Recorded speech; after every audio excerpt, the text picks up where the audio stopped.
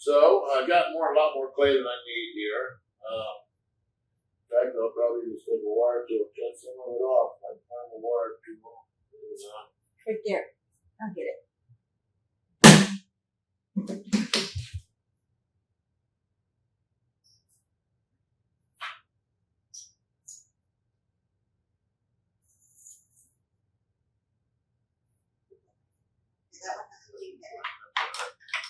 So I'm probably going to need about this much clay to finish this piece.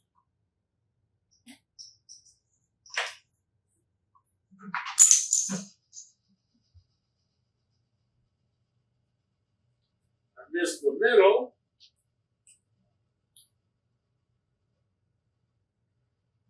So we can fix that.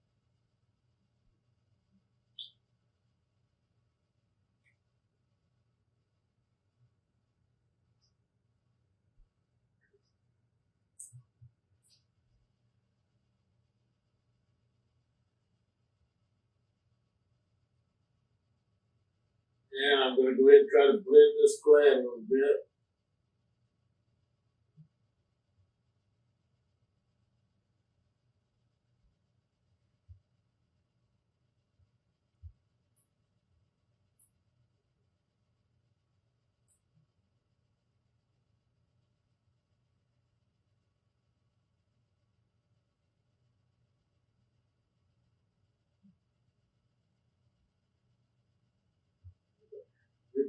Right down here, which is not a good sign.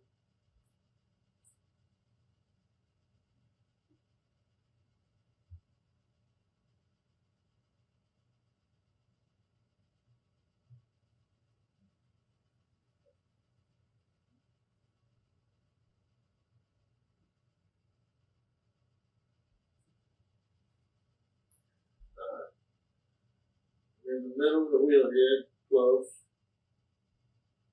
So, and center it, hand over hand.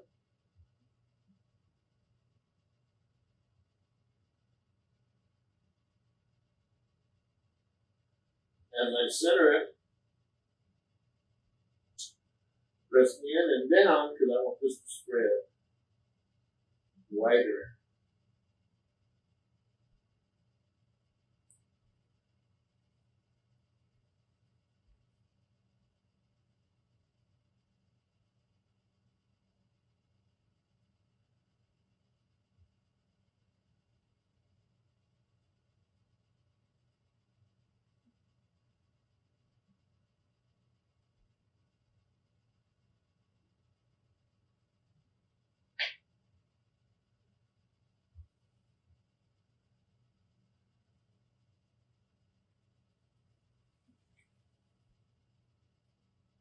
So I want this to spread as wide as the top of the lip is going to be when it flares up. Right. Put your head upside down. Huh? Put your head upside down. Right. Throwing this upside down.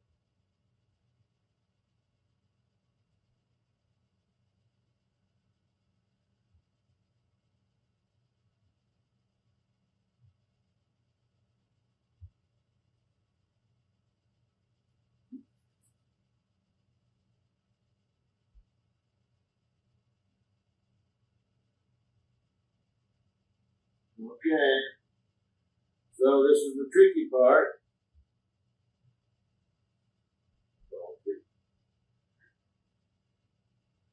Taking the hole all the way down to the bat.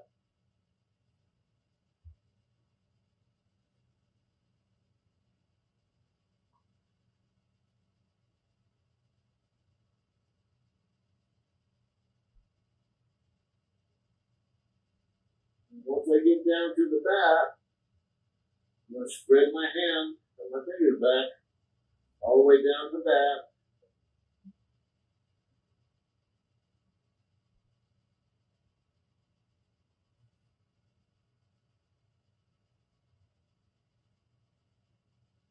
So my hand went all the way back inside.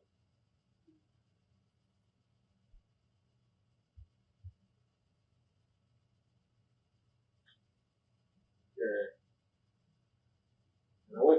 got as far as I can go. Just slow the wheel down. Now my poles, when we go all the way back down to here, I'm going to pull up and in.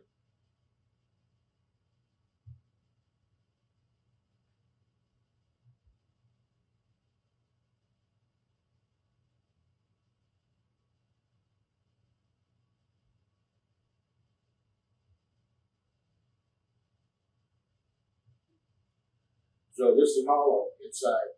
And if you look back in there, you can see it goes all the way back underneath, and it's undercut. They're back together. This is the inside of the top of the lip of the piece. Okay, so I'm going to reach all the way down. Still want to go down more. I'm going to start my pulls all the way down here. I don't want it to spread wide. I'm pulling up and in.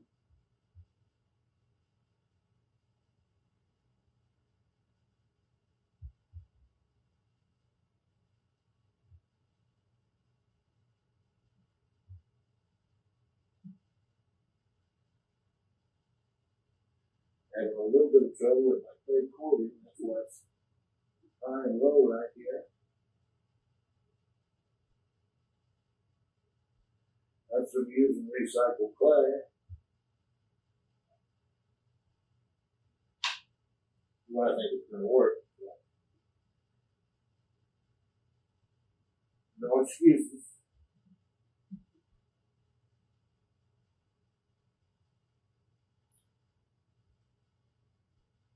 I have to discipline myself enough not to pull it too thin down there.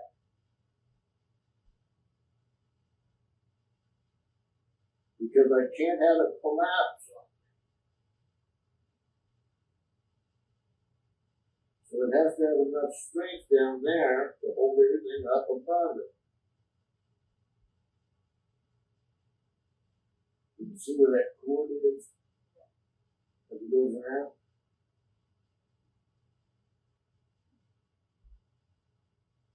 Right there. That's a place where the clay is. I had some clay that was stiffer and some that was softer. So it's kind of wrapped around in there and it's not blended very well. It's just experience. You just got to pull right through it, keep going. Much of the time you'll end up with a pot that falls apart on you.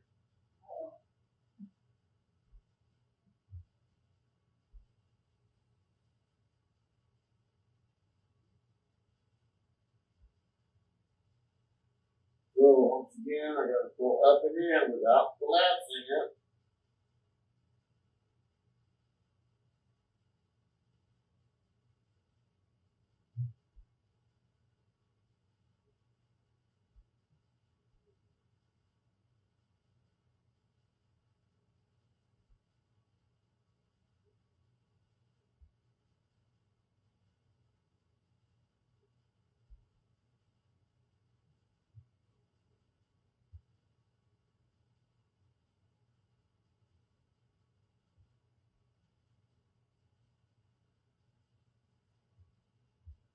So this little wobble I've got here, that's caused by that soft and stiff clay mixed together.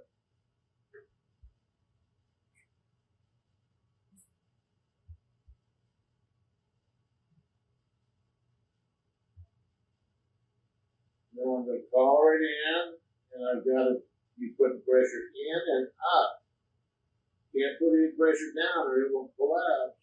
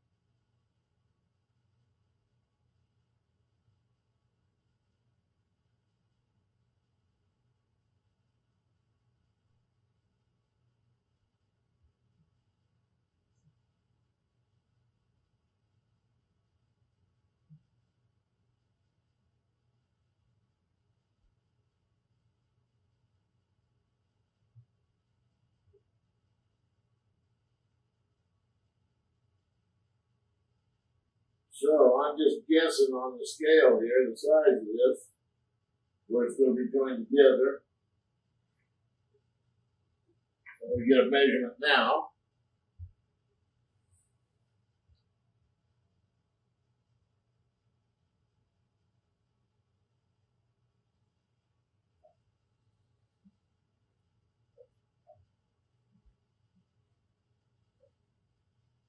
And what do you know?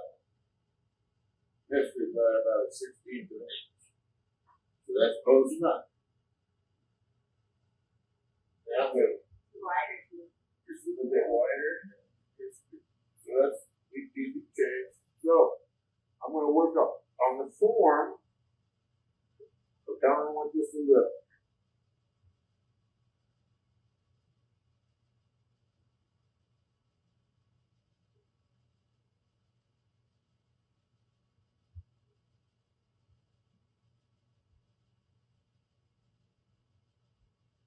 And I'm thinking about exactly how this is going to look with these two pieces put together and then mounted to the top of that bottom piece.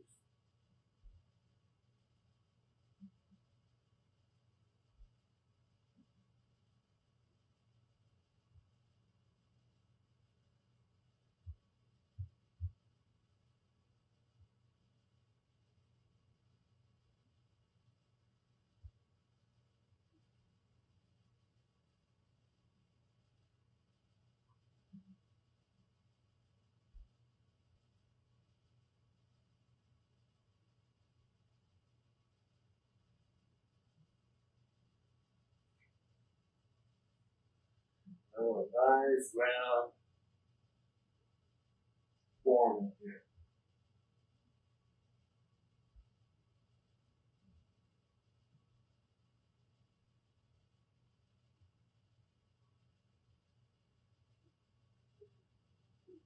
Oh, there we go.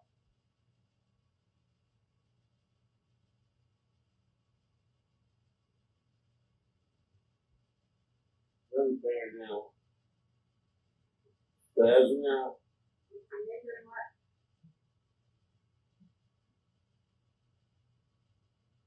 That's the hand of the artist.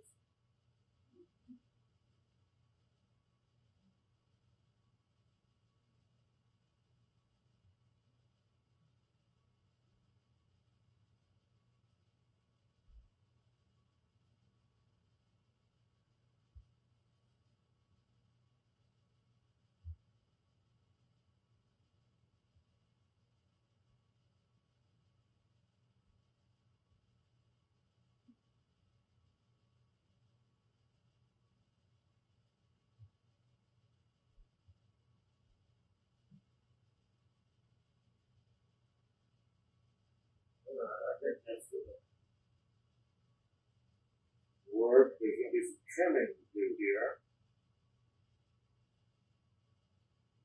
I'm going to get the slip off of it.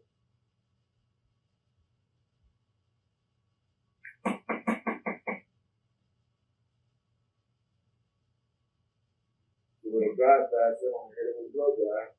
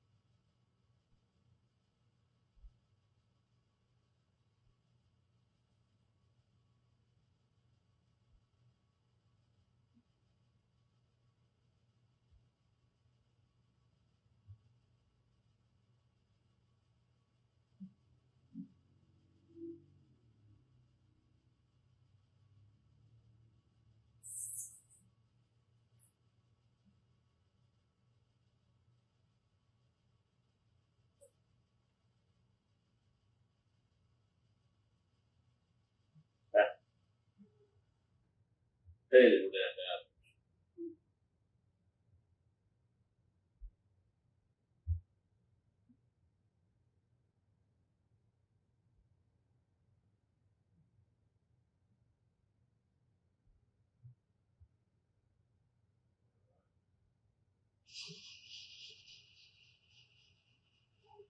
So, clean this up just a little bit.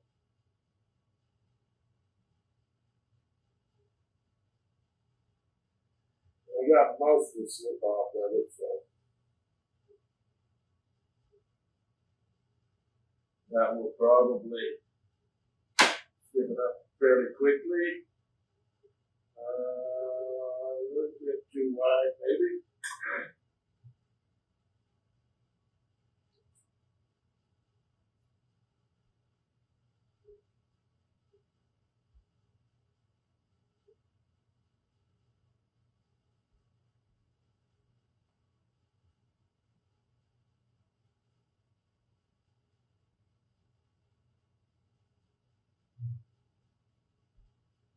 And this is where it'll be scored, snipped, put together.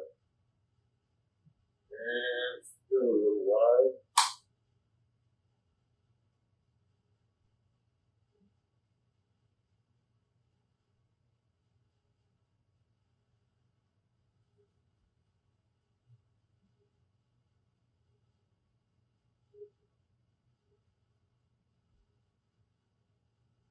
Come here.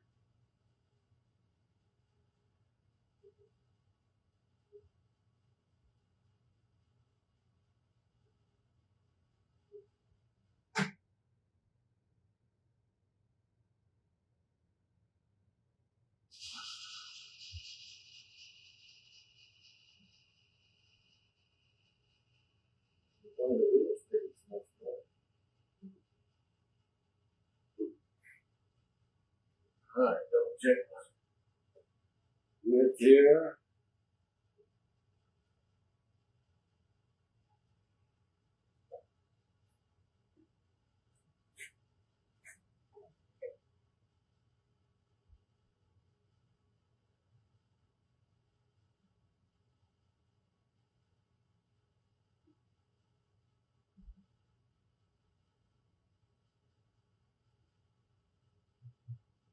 You'll be just right.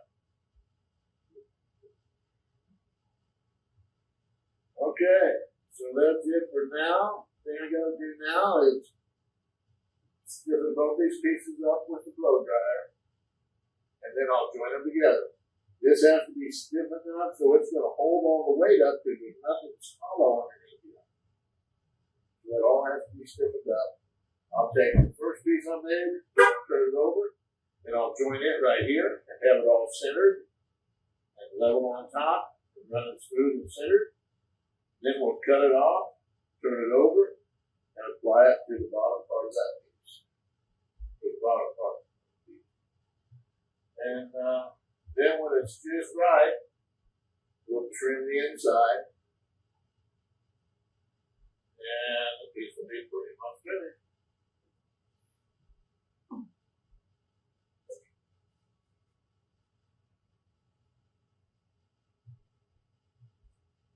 So now it's a matter of cleaning up the mess. I'm trying to gather up enough slip to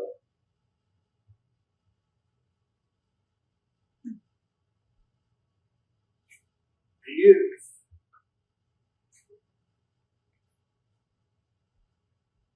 I'm Alan Keck. That's Keck. My friends call me Kecker. Hopefully you've been with me a couple of lessons already.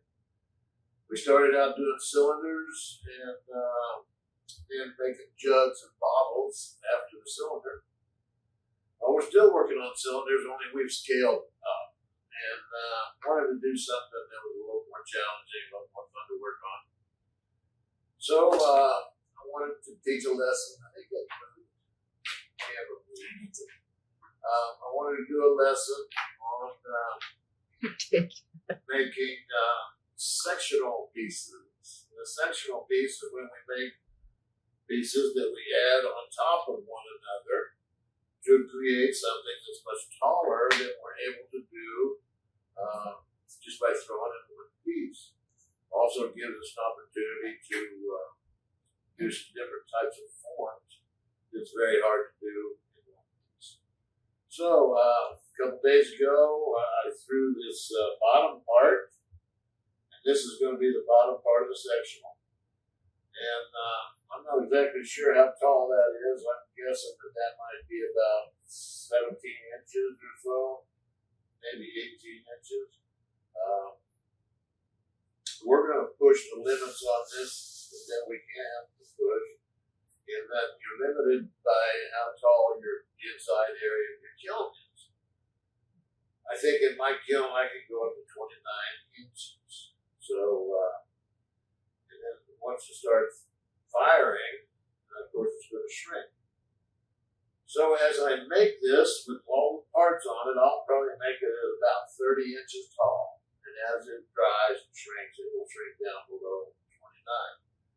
That's my ultimate number. So when I threw this, I threw it large in a cylinder form and formed it out, and then I rolled the edge in right here so that it gives me more space to add my top pieces on.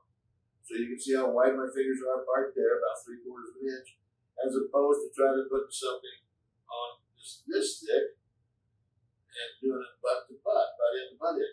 It just doesn't work very well. So this is the technique you want to learn. You want to learn to roll the top in so it gives you a nice wide area to add your pieces on top. When we're doing a sectional piece, we keep all the pieces on the bat as long as we can. You got to make the parts on the bat. This is the main part of the base of the piece. It'll stay on the bat until it's all assembled, all the way up. Today I'm going to make two other parts that are going to go here and here. And the reason I'm doing two more parts instead of just one is because I'm going to do some kind of fancy work on the form. And it also gives me an opportunity to demonstrate the technique more than once. So I'll demonstrate adding the second piece on, and then I'll demonstrate adding the third piece on, and then the whole thing together. So that'll give you an opportunity to see the process of joining pieces together and keeping them straight all the way up and down. So on this piece, it's been covered and it's stiffened up a little bit, giving me the opportunity to trim a little off down here and straighten the form out just a little bit. Now I'm going to take this piece and set it aside and put another bat on. I'm going to make the other two parts that are going to go in the neck of this sectional piece. One problem we have with more weight and heavier piece of clay is the bats will tend to want to kind of warp as you pick them up. And we don't want to warp the top of the piece. We got to keep it nice and round. So I've been blow drying it to stiffen it up. So when I take it off the wheel, the bat doesn't flex and cause the rim to go out around. I'm hoping that it's going to be good for that. So I'm picking it up now. And stuck down over there.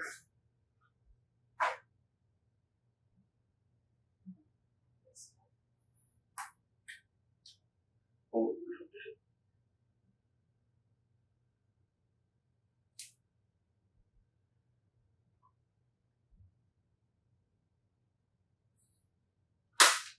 Butter knife or I got two. Yeah.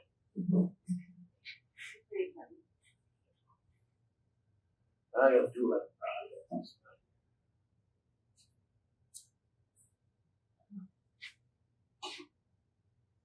Looks like It's stuck here.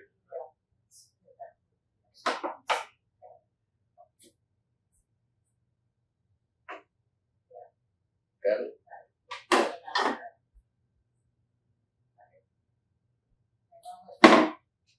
Okay, so this is the bottom part of the piece. I'm going to move it aside.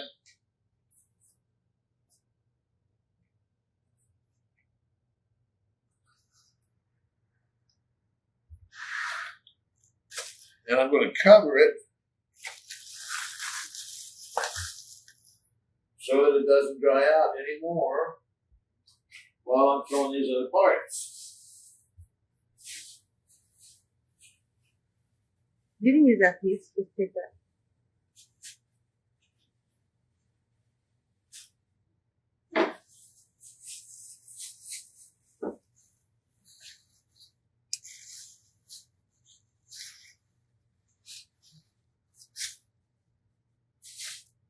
Okay, the bottom piece is covered in plastic. We're going to need a calipers and take a measurement.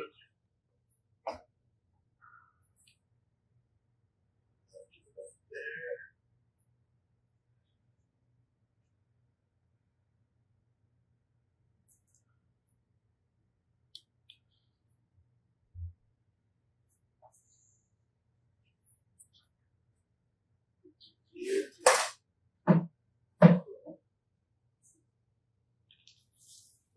Here might work.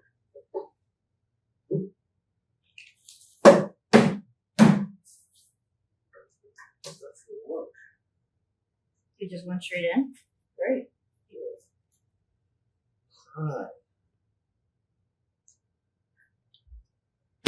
So, you'll toss another ball of clay down and start to make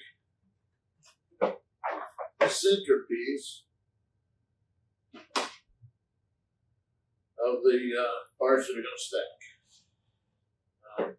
This is recycled clay, so I hope it's blended good enough. Down good and firm.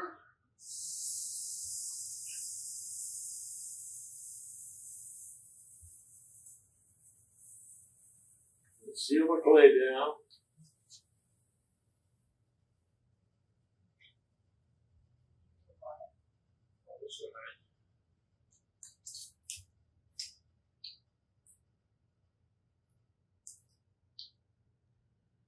This clay is pretty stiff.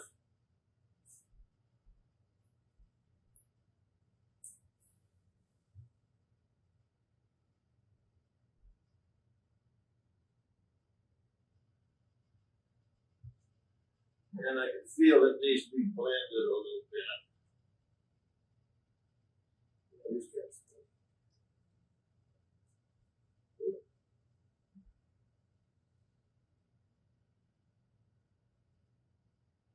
So this isn't really something I do, because most clay doesn't need it, but if it's not blended very good, especially with recycled clay,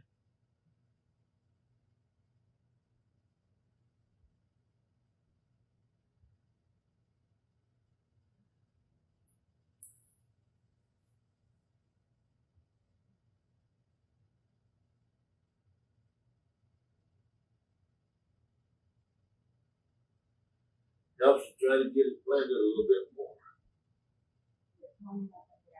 Yeah. Kind of.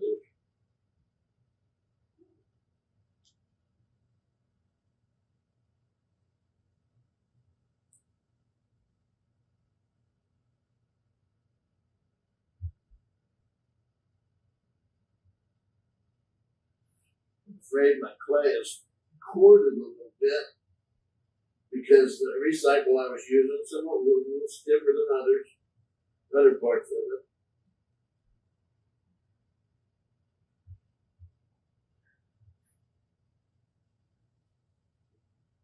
And overhand, finish the centering up. Get it off down here.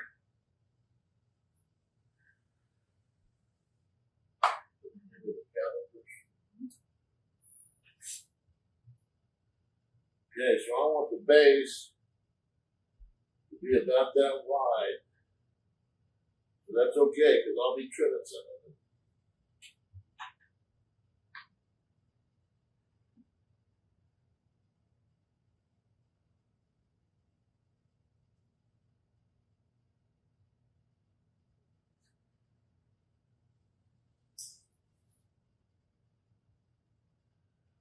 Okay, so this is going to be hollow piece all the way down. There's no bottom in the piece. I'm going to sink my hole.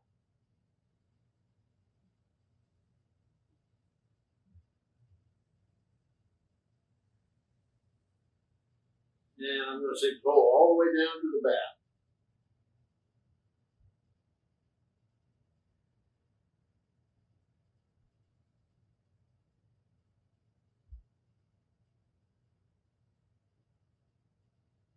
Okay, all the way down.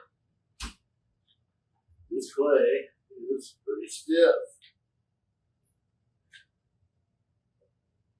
That is a good thing and a bad thing. Bad thing is when you first start, it takes a little more effort. But it allows you to throw a little bit longer. The clay is a little stiffer. So I sunk my hole all the way down to the back, spread the bottom so there's no bottom in this piece. Now spreading it clear back inside there so that it's going to be thin all the way up.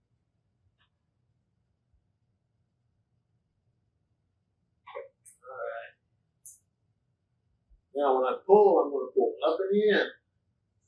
But I don't want it to spread out on me.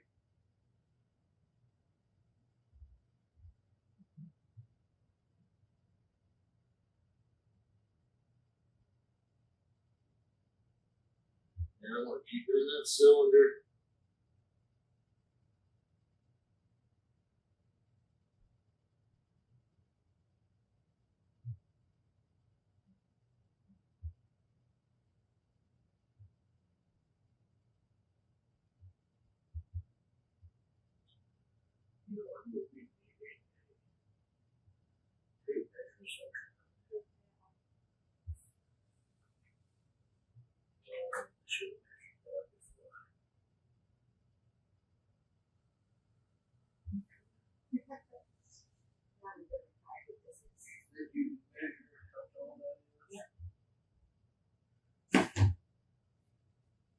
Backs. From the top of the bat.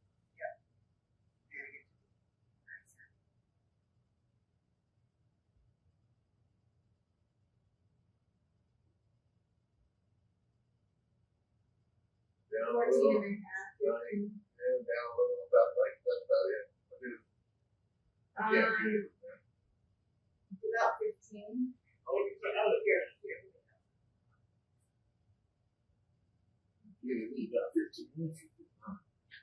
Okay, so I think I can go up to 30 inches. And we got half of it in the first part.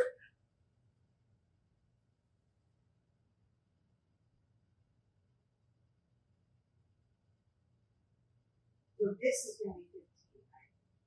This is going to be half of it. Oh, right. So 7. Or around there.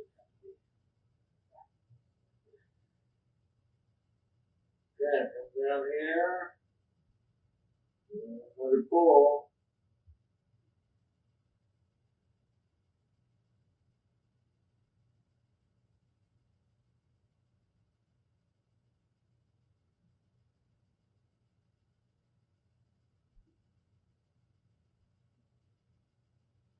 So obviously I've got more clay than I need.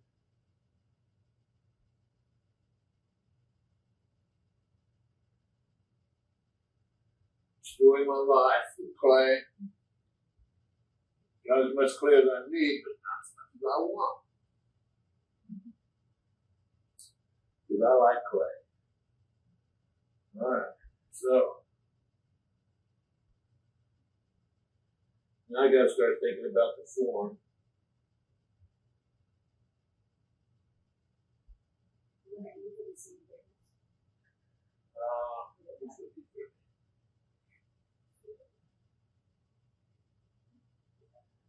I'll keep this pretty lightweight. I'm not worried about how much clay I've got, but I know I've got plenty.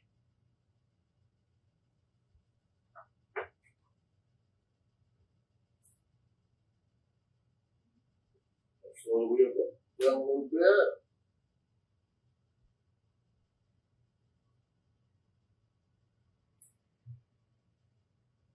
So it's close to the right side. Okay.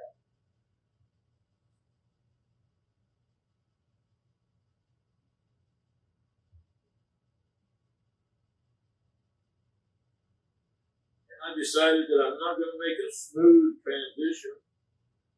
I'm going to leave some. I don't know how to explain it. Just have to wait and see it, I guess.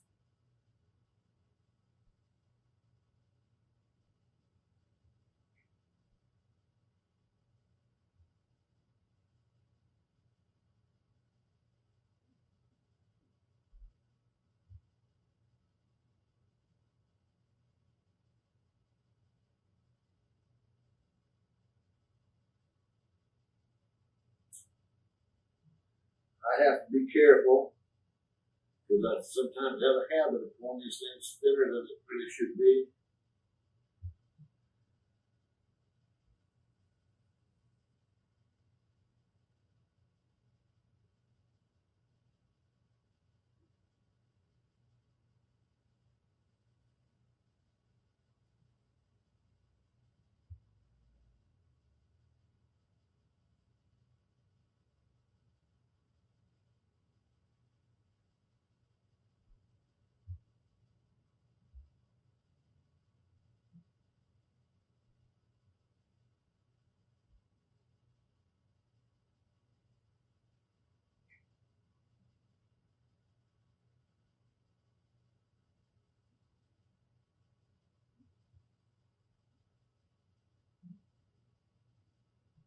All right, now I need to start going thinner.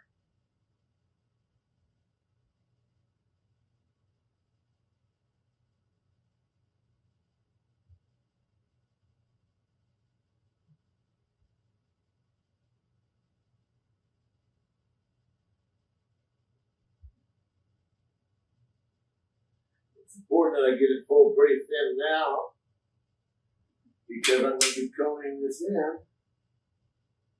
That's going to thicken it up. Then I'll have a hard time getting my hand back in.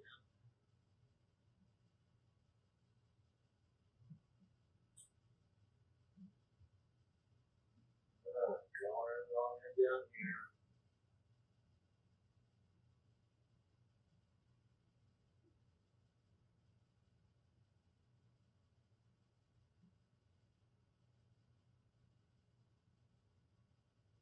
When you stop midway on your last pull, directly at the top part of the circle, or did you stop because it was the right thickness? I think it's stuck because I'm going to cut some off. Then I got to check to make sure that my caliper didn't spread on me.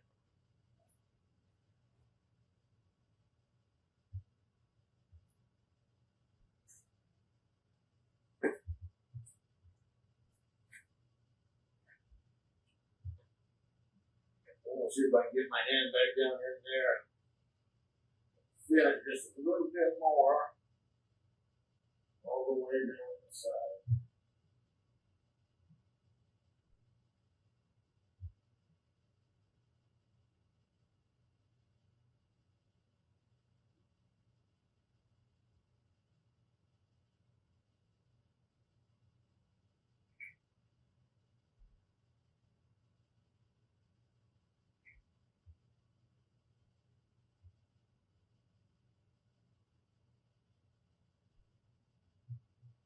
Like I said, sometimes I go too thin.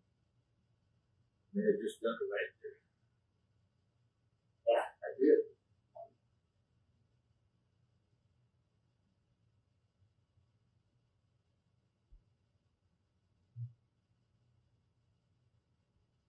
Go right through.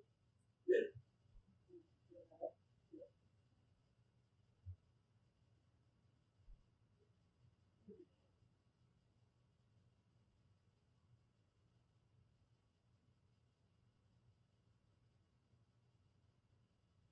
It's possible that I may have saved this.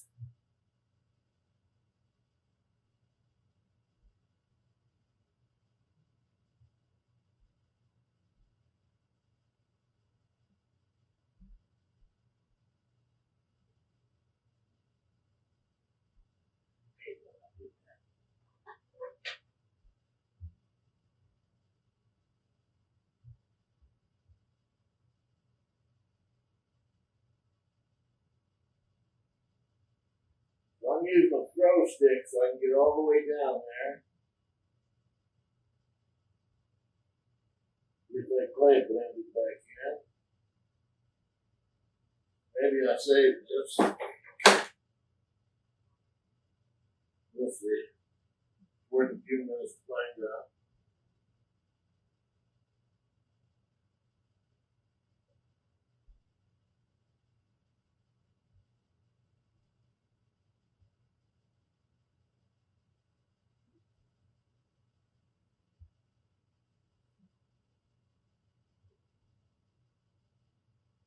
Well, it's crazy. It was a hole all the way through there.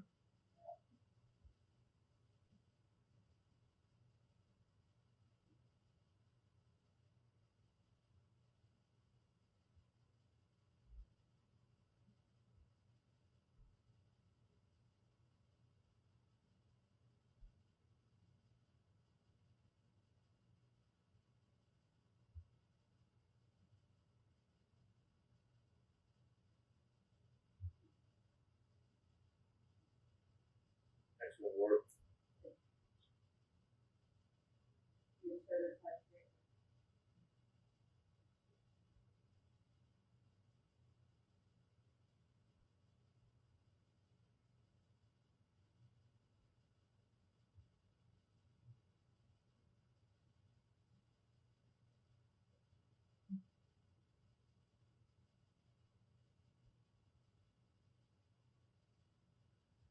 I'm gonna make this so that the next piece is gonna set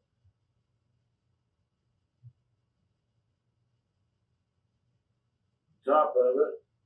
Yeah, it's cut real good and even.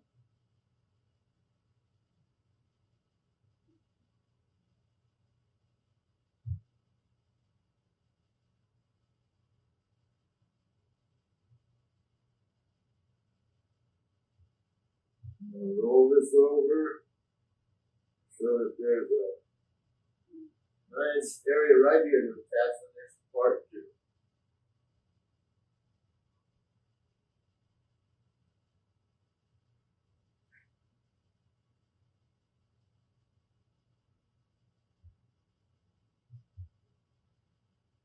Now there's something that you need to know. Veteran potters know this already. They don't need to hear it from me. But for beginners,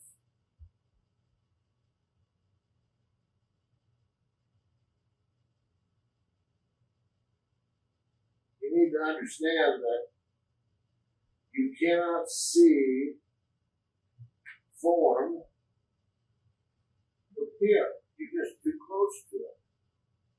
In order to be able to really see this form,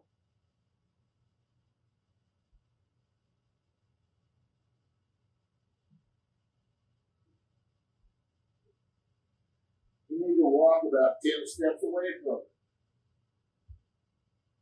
When I go back and look at this, I'm going to have to imagine what it's going to look like with another piece on top, sitting on top of the base piece.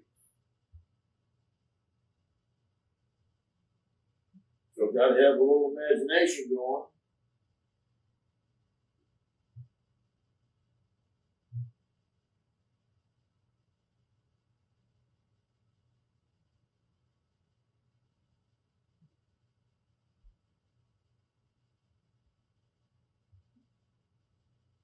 I want to have a real nice curve without any flat places like that.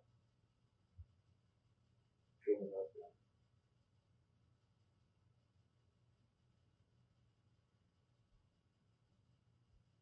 So right now, I'm just kind of shaping the outside.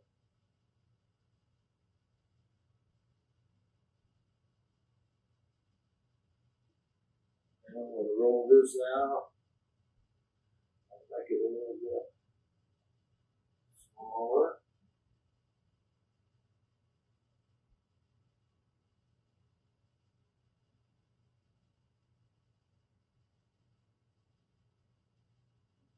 Roll it up about like that. The next piece will look very much like this, and it'll sit here, and it's going to come up with a wide flared top. Since I'm going to do a wide flared top, much wider than this, I'm going to throw the next piece upside down. So the top will be attached to the back, and the bottom part that goes here will be the top part when I'm throwing it. And that will be turned upside down to put together to put this into one part. So,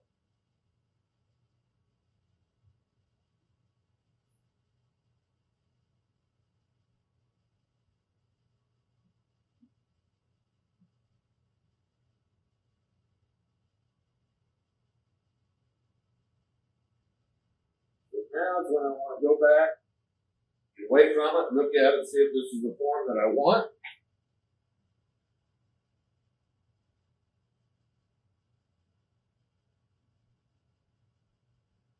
And I believe that's going to work just fine.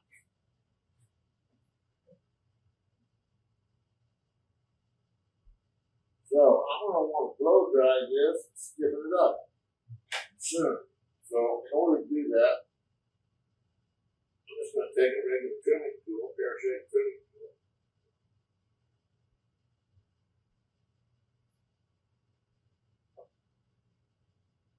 And I'm just going to try to very lightly, off of the grid. I'm going to probably use a grid for this round shape here. So all I want to do is get the slip off of it.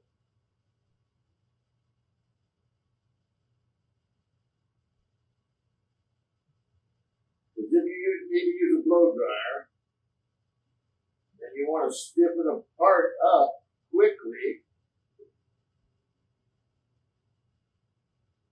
if you'll take the slip off of it, you don't have to dry the slip out.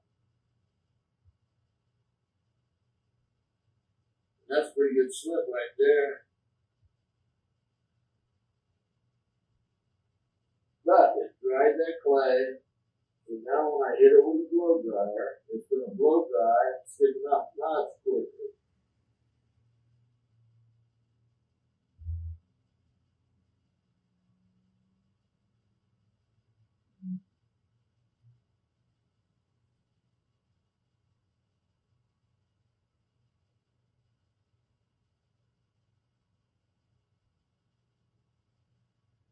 Before I take this off the bat, after it's stiffened up, before I start putting them together, I will trim this to happiness.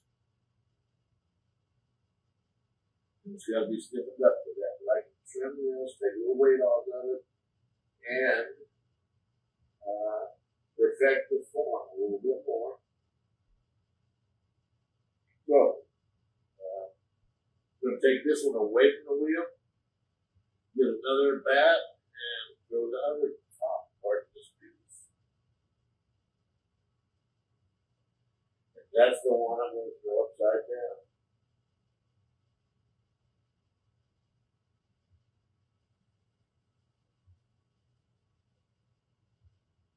Okay, I think that'll work.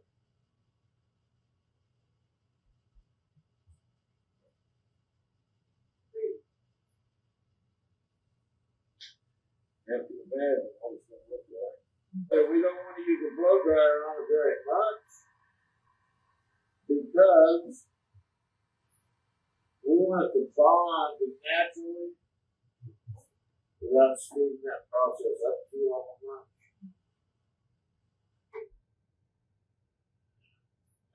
Okay.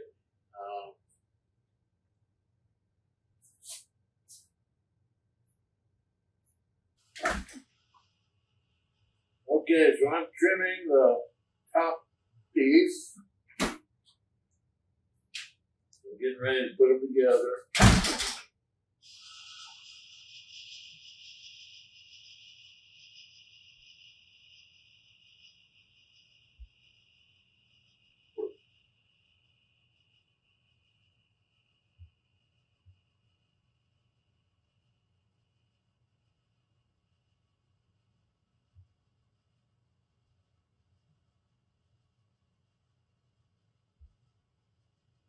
Did you already trim the middle piece?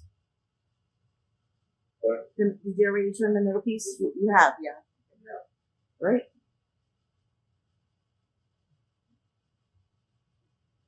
Yeah. The bottom of the middle piece is the top. What's that? The bottom of the middle piece is the top. This is the top. I mean, the bottom of the middle piece is the top of the bottom. This part attaches to the bottom. So the big part. Okay. And then this right here attaches like that. And this is the rim. Right through this part upside down. Gotcha. Okay. Nice. Oh, that's my old. Back inside there, it's hollow right here. So I gotta be careful not to push down. Yeah. Are you still filming him? You know. Got a nice sharp tool. So it trims easy without having to put pressure on.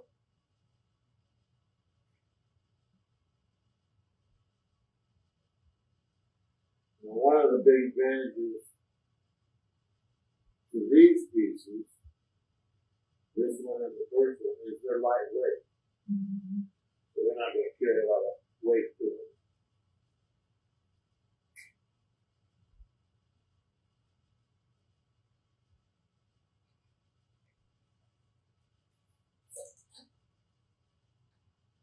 I had to turn this down, maybe. Get it weight.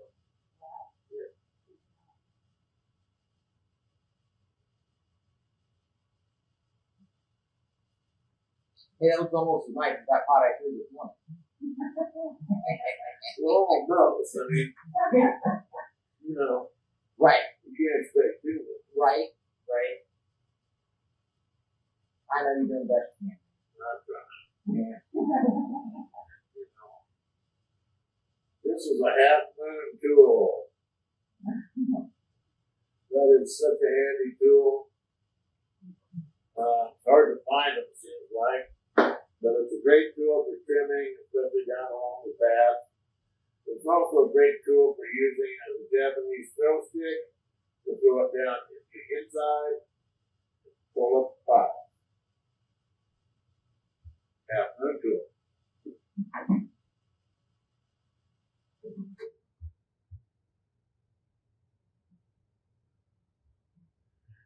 Now, it's time to learn some lessons. When you're joining two pieces of clay together, and you can take this to the bank forever and ever. When you're joining two pieces of clay together, they have to be the same moisture content, which means the same stiffness. If you join a soft piece of clay to a stiff piece of clay, the stiff piece of clay is already shrunk. It's drier and it is shrunk more. The soft piece of clay has not suffered the shrinking. So if I attach a soft piece of clay here, the soft piece of clay is going to want to shrink, and this piece, which is stiffer, is not going to want to shrink as much. So that's going to cause them to shrink at different rates, and one will outshrink the other, and it will cause a crack when you join them together. You can join two soft pieces of clay together, you can join two stiff pieces of clay together, but you can't join soft and stiff. Or you might get lucky sometimes, but most of the time you're going to be disappointed with the outcome. Okay? Now, we're going to put these together. And, so before I do that, I'm going to take this off.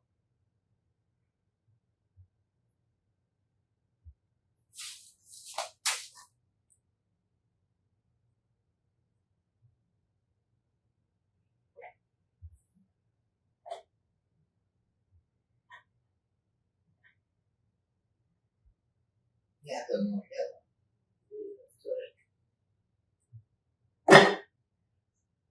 Okay, so I'm gonna put this aside. Bring this one over. I'll stiffen this one a little bit more. And then I'm gonna turn it over and see if I can center it. And maybe trim to the inside out there. See if I get a center. Yep. Okay. So I'm going to stiffen this up a little bit more.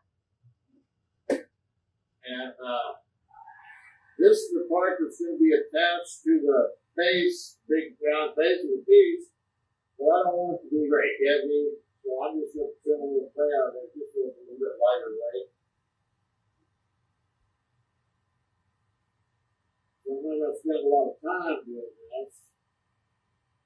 And I hope I'm not going to make a mistake and try it out. How do you come back after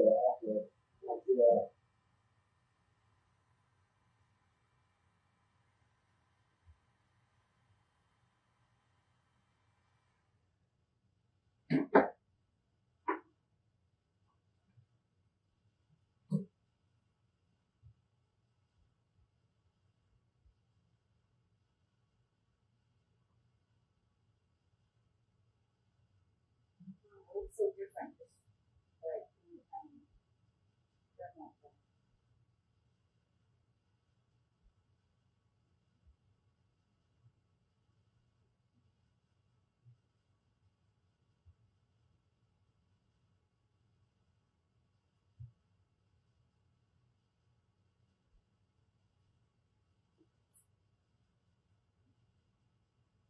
So, when you're trimming like that, actually, is it just a feel to know how much pressure you're gonna put?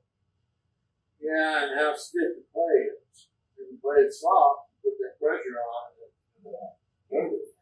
And also depends on what tool you're using. You notice I'm always going in and cleaning my tool off. That's why I keep it sharp, trimming it. If it gets too dull, you get pushing on it, you change the form rather than trimming.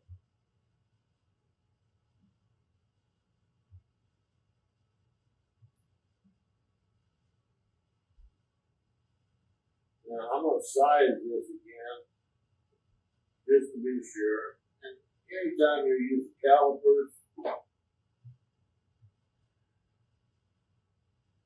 you need to check them several times on a lid or whatever. You need to check your calipers.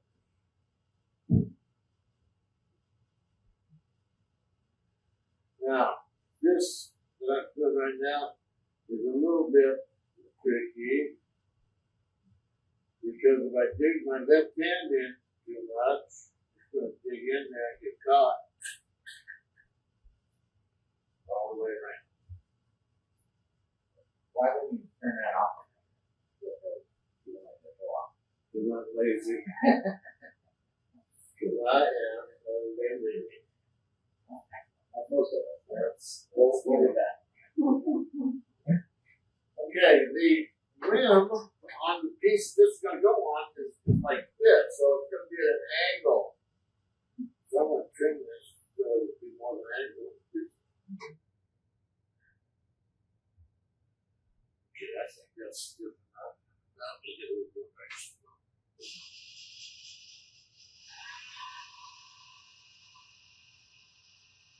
So I'm going to turn this over and center it on here to keep the top centered. Then I'm going to trim inside. And this is just to make a better transition so it's going to fit better. And it's going to give me a little bit of practice so when I have to do that one I'll trim the inside out for looks because you'll be able to see it. And that's the top of the piece. That's more difficult. This one we just turn the weight. You trim the weight out of it and trim it so the inside will fit down over the contour of that.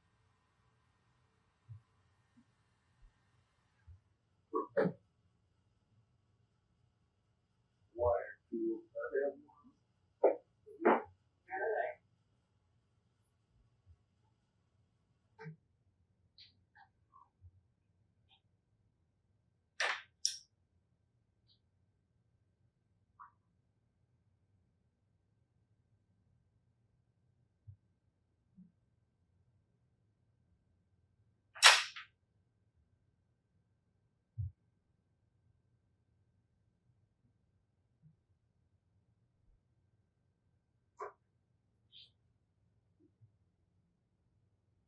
works.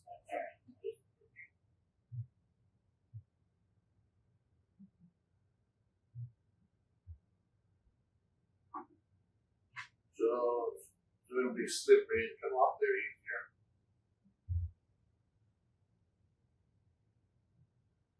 There's no water in there that I can drag with it. With my wire.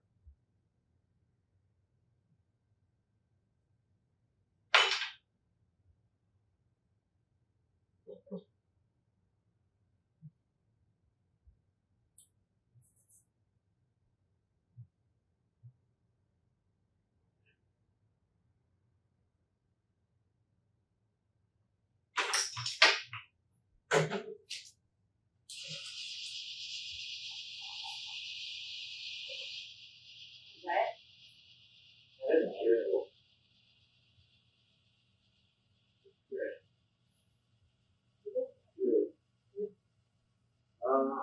I'm just gonna give it a few pieces of block weight to pin this down.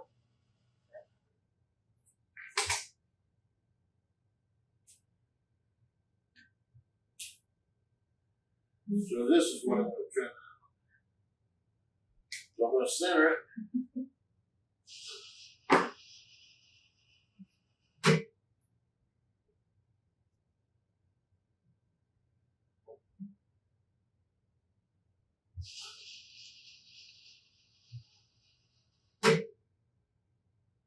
It's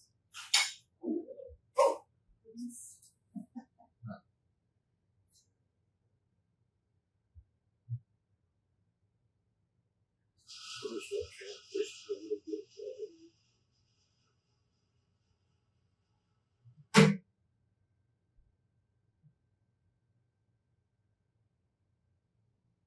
That might be a little slow.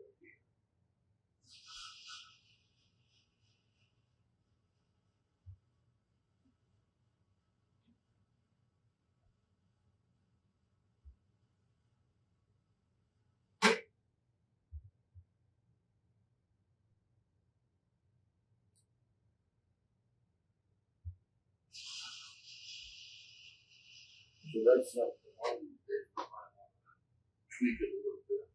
what's that? Right. Transition. Yeah, so Maybe more. okay. So putting this down on the bat and then pushing it up gently so I don't collapse anything. This is going to be a little bit tricky because if it comes loose here, it's going to mess my day up. You got enough there? Yeah, I'll use all of it. I'll use that. Okay.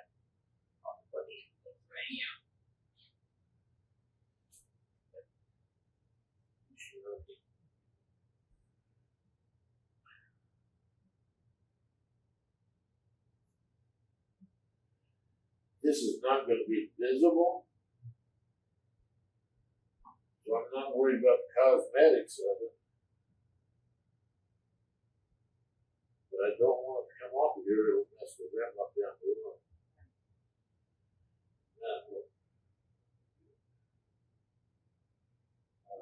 So, I'm going to see if I can do this soft.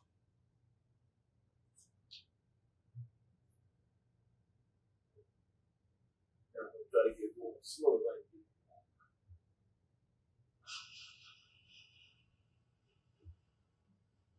Do we need to do recording? Well, you need to do that because you got belts in there. Is that noise the noise, is that the belt or is that, it sounds like metal on that. It's probably the cone. That kind of cone. Oh.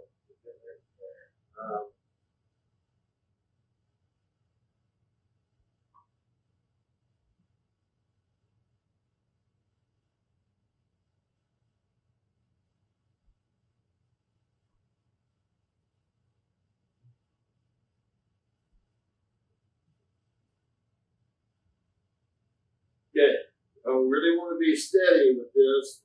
Pull it up close to my body tight. I'm going to grab a hold of my wrist with my other hand. And I'm just gonna gently take some off.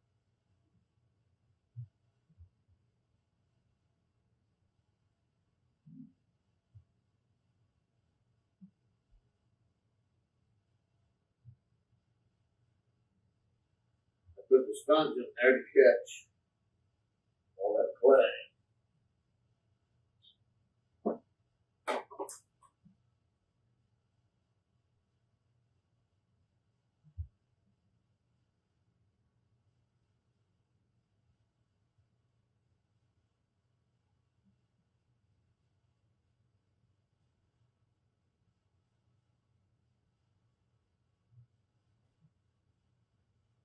Got this thing going at just the speed I want. I don't want to stop it. Alright.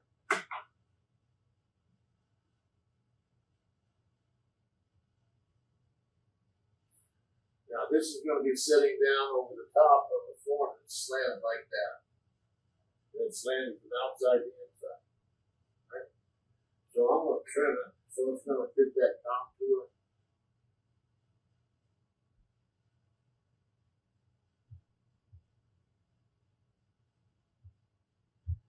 At least closer.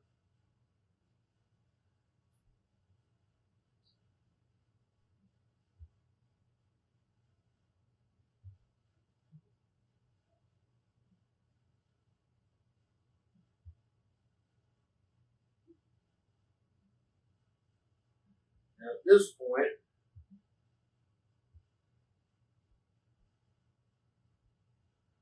I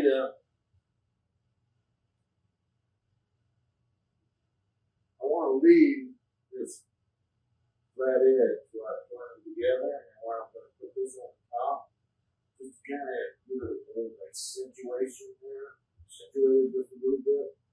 Let it just a little more of an angle.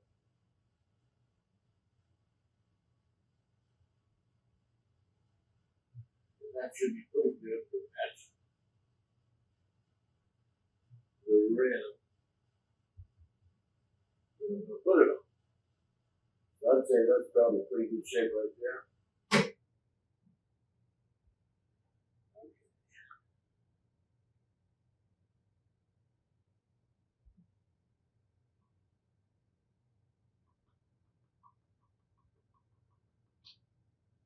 Stick.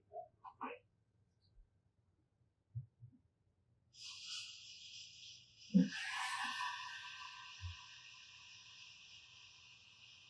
I'm not going to be putting this on for a while. I'm going to be touching the other end, but I don't want this to get knocked out of thread.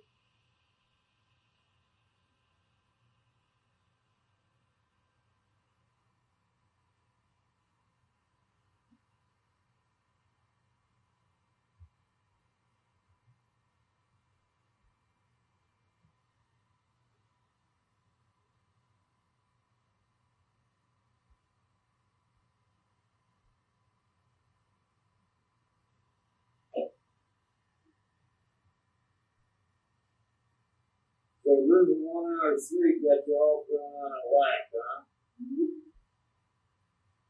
I'm only just out of whack, so 1 hour of sleep just made it whack. That's needed. You know, like, go to bed at 11 o'clock or midnight, and I'm awake. If I go to bed at 11 o'clock, I'll be awake by 3. Wow. Take me out of good sleep. I'll be awake by maybe 2. And then I'm screwed, you know. Man, if I go to sleep at 11 o'clock, I'm usually awake by 9, 10 o'clock the next day. I'm awake. Yeah, but I do if I can sleep. I'm going to trim this a little bit more. I'm going to stiffen it a little bit more. And then we're going to store it, snip, put it together. Are you gonna flip that one over and trim it? Huh? Are you gonna flip that one over and trim it or no? No, not until it goes on the piece, but I got to get this centered trimmed better right here. See how I just centered that so it's not wobbling anymore? Yeah. Well, I did that before, but too stiff. And every time you hit them with the blow dryer, you know, once you've got it started drying, it doesn't take very long to stiffen them up a little bit. Yeah, it doesn't have any slip on it.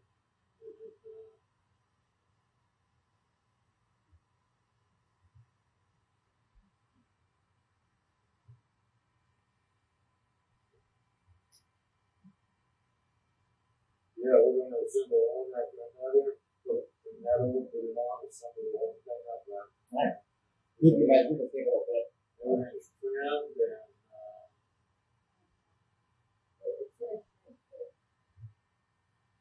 But it's still, it's gotta be pretty rough, right? okay. Now we got slip there. Okay. This piece, I got you some more of those if you need them. yeah, good. Well, I'm gonna do that. Take my own deal. Still good with my thought here. Still good with my thought. Okay, this is gonna go on like this. And we're gonna score and slip and bond them and center them here and here. Then when we assemble this part is what we'll turn over and go on the bottom base of the piece. This will be the top lid. That's why I do this upside down. Because it's gonna have a wider rim in here. So after I put this together, then I'm gonna have to trim that. Mark out. Yeah. Oh, so I just did that with my thumbnail. Ain't that cool? they learn first. Oh, I've got steadiest hand you've ever seen, but every now and then I'll have a finger or a thumb that'll go Yeah. spaz on it. You know, what do? You go, okay, so we're going to score it all the way around. And if you don't take time and do a good job of scoring and putting the slip on, forget it. Just don't even do it. So do you use the needle tool as opposed to a scoring tool because you want to go a little deeper? Because I want a good straight. Yeah, I don't want to use some kind of scoring tool. You see people using forks and stuff. I like a needle tool. And the needle tools that I pass out, the smaller needles, those, you know. And I'm not scoring this way and that way, I'm scoring across. Are you going to do the same with the other one or Yep. the other way? So how come you don't do a hashtag score? How come you just do it straight? Because the way the clay all shrinks, and I want it all going the same direction. Okay, so that's unique to this piece. Would you normally do a hashtag score, or is it always I straight? always do it like this. Oh. And I'm just scratching the surface. I'm going in about that far, you know. Yeah. Yeah, not too. Kind of make it an edge.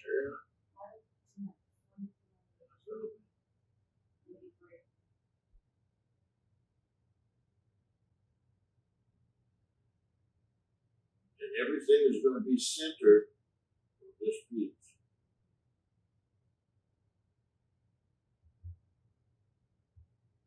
So you're going to slip and score, join them together, and then turn the top. That's right, put the whole thing together. That's what I'll get. Oh, when it's on top. Yeah. On top. Okay, what I need one of my modeling tools.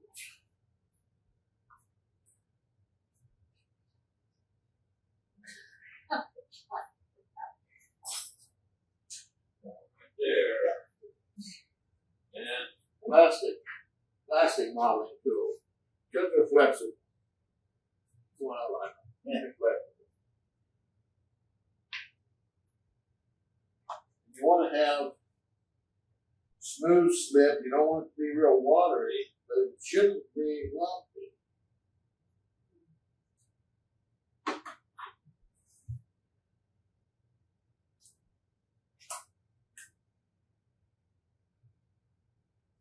you eat your breakfast.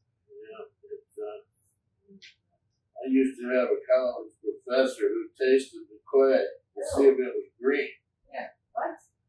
to see if it was aged. Ew. And, Isn't that moldy? I don't know, disgusting. It is. Oh, What I told him. are you looking for consistency like that butter in the refrigerator? Kind of. Or are you Not in the refrigerator, that's a little stiff. Okay, so Room temperature butter? Almost like that, only a little stiffer. See, this is a little too sloppy out here. Yeah. But that's why I'm mixing this more solid stuff and getting it like that. But it's got to be smooth and creamy enough that it's going to penetrate those lines. Alright, now I'm just wiping over it right now. That's not the way you do it. Just getting some on there. Now I'm going to go back in and see I'm working with the line. That's why I use the line. And so I can get that slip all the way down in. And you'll see, if I pull this across, you'll see that little air bubble right there? See those little air bubbles? Yeah. That's what will make your pot come apart. You don't like that. You'll have, if you just wipe it on there, you'll have a whole bunch of air bubbles in there, and that's where your piece will come apart at.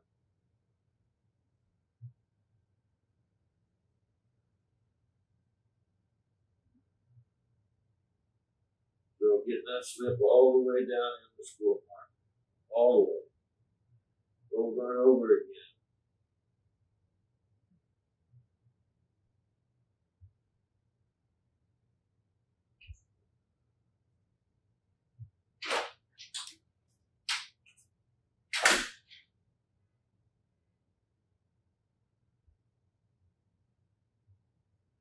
Gotta make sure you get it worked down in the score mark.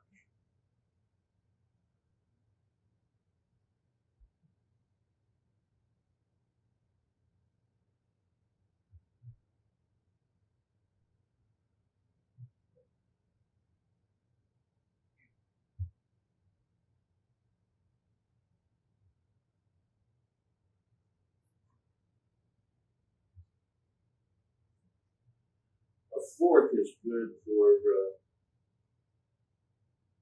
blending. Mm.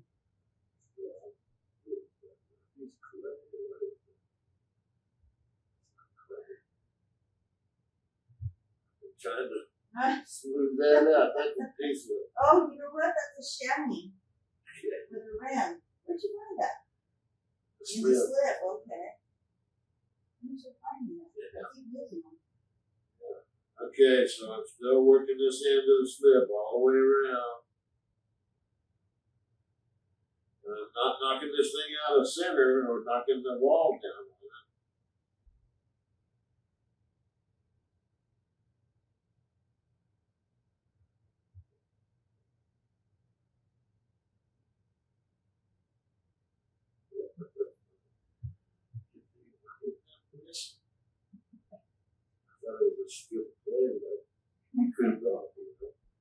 Okay, so I've got the clay worked down into that score line all the way around. Now I'm going to pile the slip on 1/8 or 1/4 of an inch thick all the way around.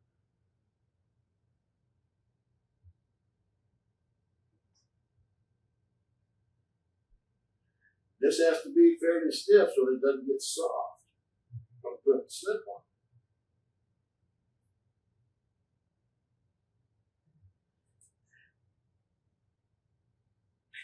Is it the back?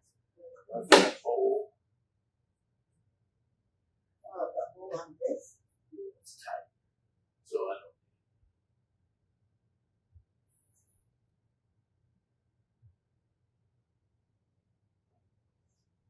Okay, this is the part that's going on. So,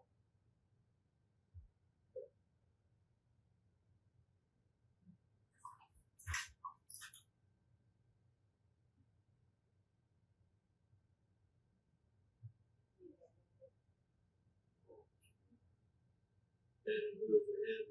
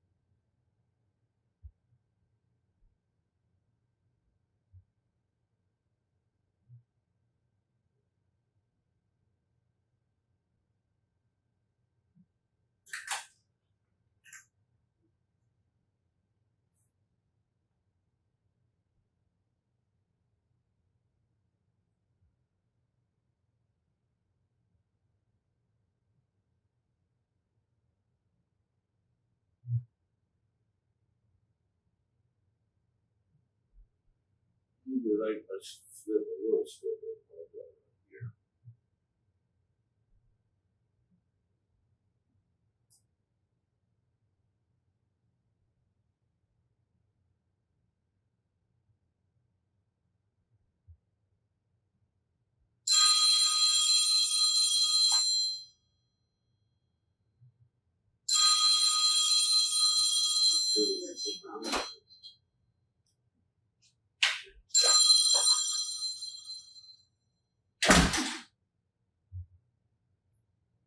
So now I'm going to go back and make sure that slip is down the end of the score line.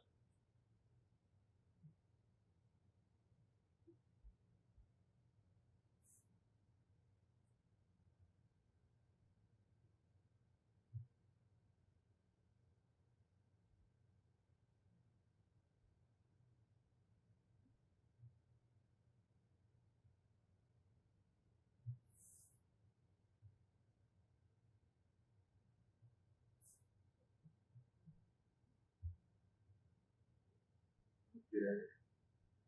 And I piled it on thick. Piled it on thick.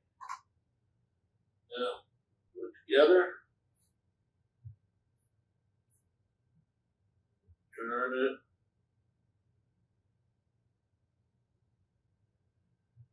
It's sticky. Now I'm going to start it up. I'm going to get this perfectly centered here. It's perfectly level.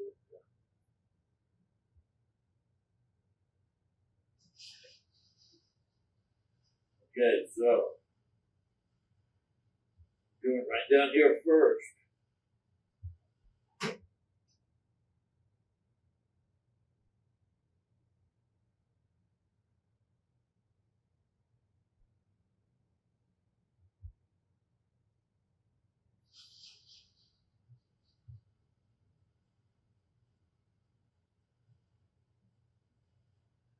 There you can see it's out center here.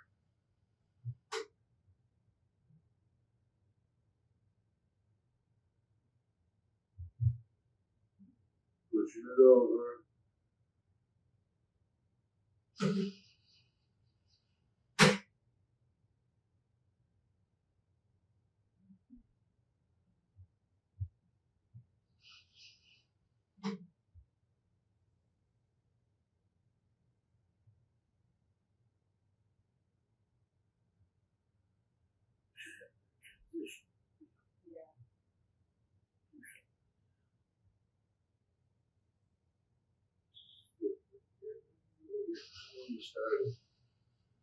Okay, so I'm posting up now. Straightening it out. You guys not wobbling anymore? And I'm checking right here to see that it's level. Off just a little, but not very much. So I'm going to redo it here again. Put a little upward pressure underneath it.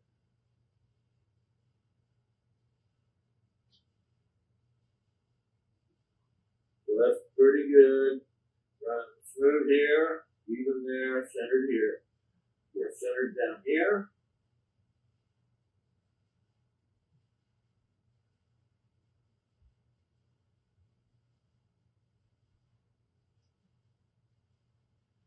And we're bonded.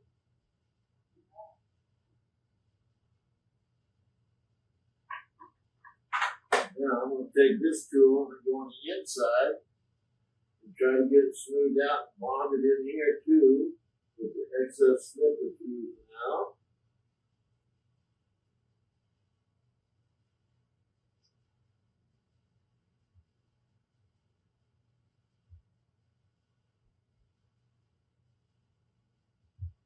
Trying to get it just smoothed out. Now it's running pretty straight.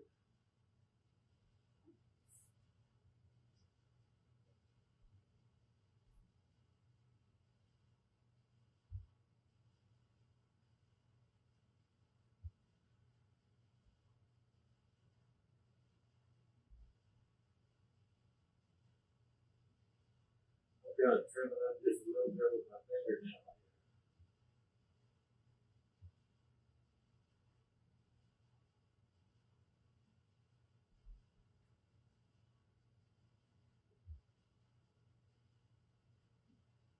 it up just a little bit with a sponge.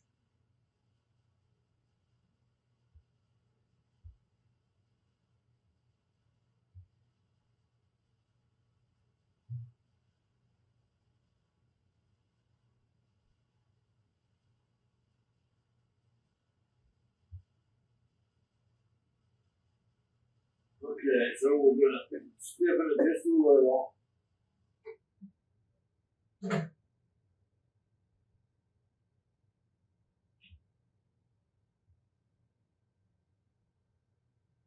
What's the glove guy?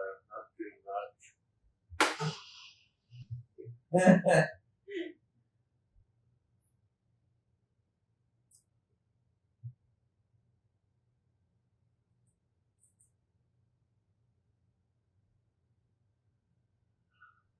This is moving heavy. Well, it's kind of big. It is a little bit heavy. Well, it's, what is it, 20 pounds of clay, 15 pounds of clay. This was 17, and I trimmed a lot of that. In the process, took about 2 pounds off. Oh yeah, because you won't be able to do that one. They usually them like, Oh, You're gonna cover it up with your gun. It's from about here to there, where it's bigger. to hold up the rest of it. So I get to trim it after it's good more. But I want to put it together one. yeah, keep that support there and you get it all together.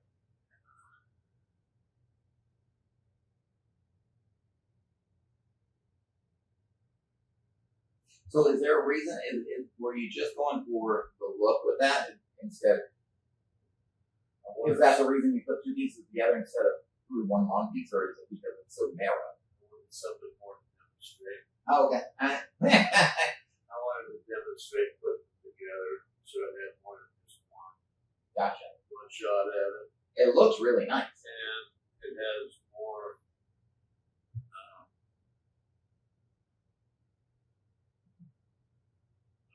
screw and slip. So lining them up and getting them all straight, level, is a trick, and then also screwing and slipping and doing it, put it together properly.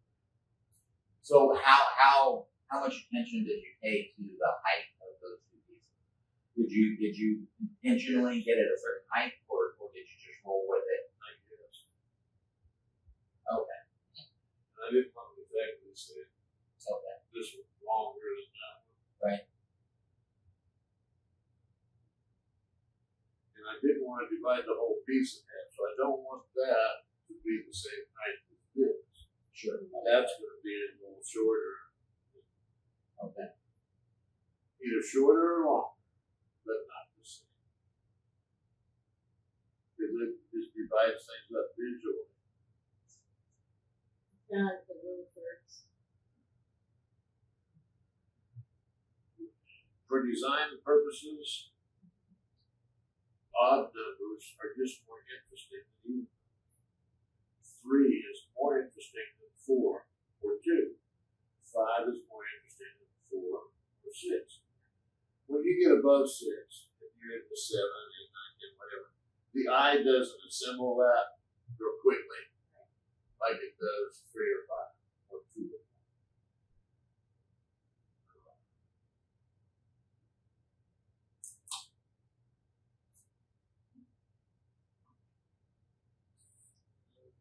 4. That's rainbow cloud.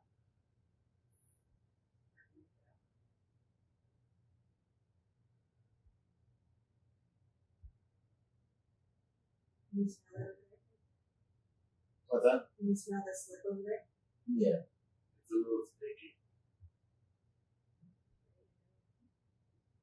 but it'll work. So I'm just covering this across, but that's, you gotta go back and work it into the score. I'm just putting the slip on. I've gotta go back and work that slip in. It's not getting worked in. Notice how much you put. Sorry. You put a lot of slip. I don't want slip oozing out in all directions. Whether I'm putting on the handle, whether I'm putting in pieces like this, we gotta watch out for is this slip can penetrate and soften the rim. Oh, sure. So So, you leave it on there very long without smashing. so that is something that happens. So if the slip goes to the underside of that round, it's right there, and you're attaching it, it's just gotta stay there. Yeah. Whatever goes to the inside is this way. Because you can't get back to the track. So, And maybe clean it up before you dump it. If you want to save all your money, dump it all in there right before you put it together. the only thing we clean up on the outside is on the inside, we don't care if you can't see it. If you can't see it, who cares? As long as physically it's not. Yeah, right. Yeah, for sure. See, Well, I'm and the looking point- this way, the way that the score marks are, Covering up the air bubble. looking it down into those score lines, so that they're squeezing air bubble out.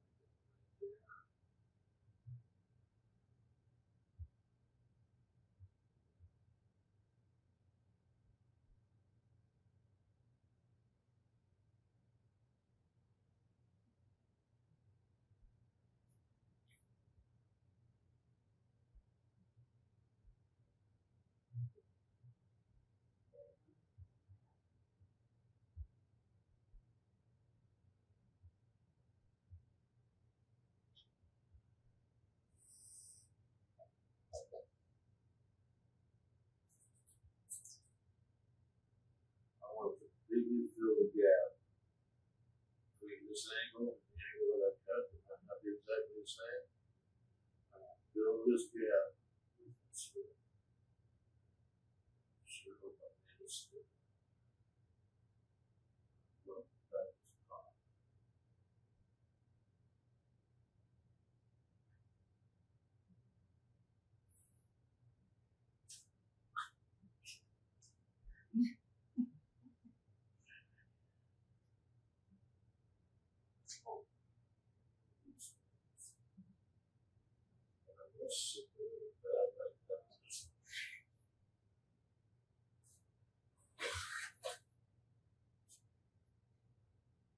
So I've got two choices.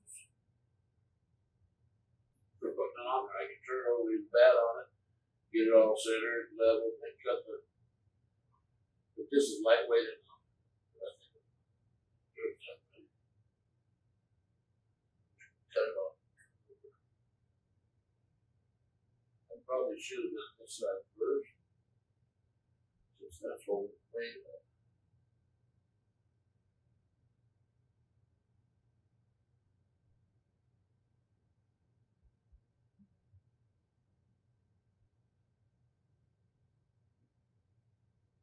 Mine's the both. Those pieces to go together.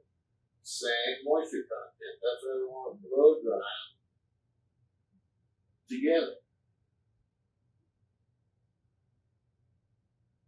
So And how the only thing I really got to worry about here is this here and there stiff enough that it's not going to collapse with the softness of the slip.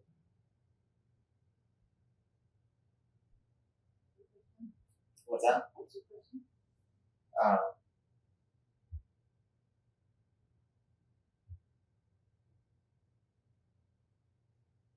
I was just curious of how much it would mess you up if you use slip from a different clay. So, like, would that make a big difference? Good.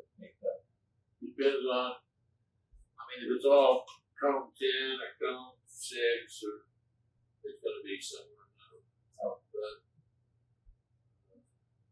if you have something you're not sure, well, what's your sure? You better just use some clay that's in your piece. The clays all have different sugars.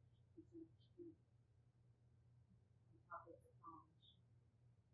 I don't know how that happens. And that's the other end.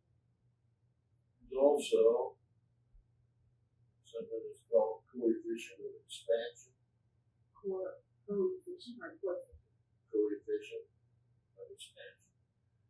And what that means is the amount it expands and shrinks when it's heated up or cooled up. With a leg. And I did a wire to it.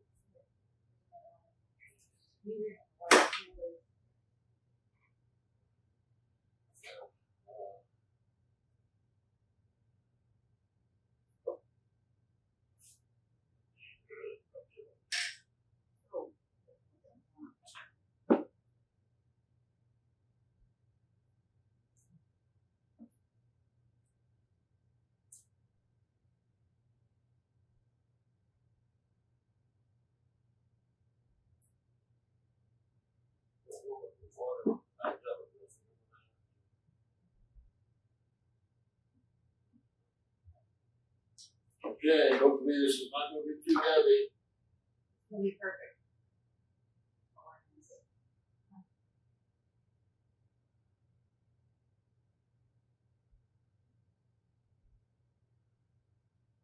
Well, now you gotta center that.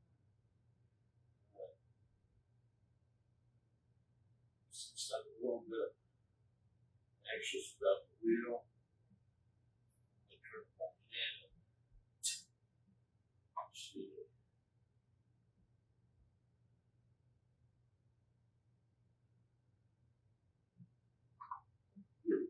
Very well. That's very close. Here. So do you check it with a level, or do you? No, Let's turn it. Turn. I don't know. Turn. So, turn it, squeeze it down in there a little bit, seating it. The first part that I'm going to center is here. And then here. Now, this wheel's a little bit jumpy, so I'm a little bit concerned about it. I wish it had a little bit better transition. I don't want it to go flying off.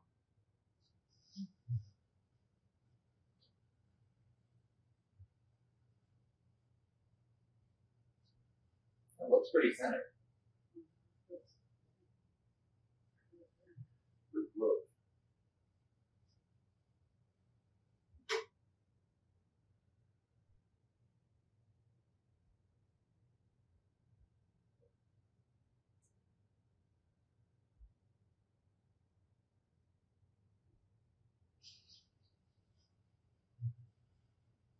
Okay, pretty well centered here. You can see it's tipped a little bit.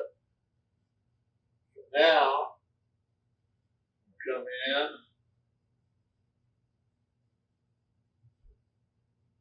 grab it in my hand, straighten it out right there.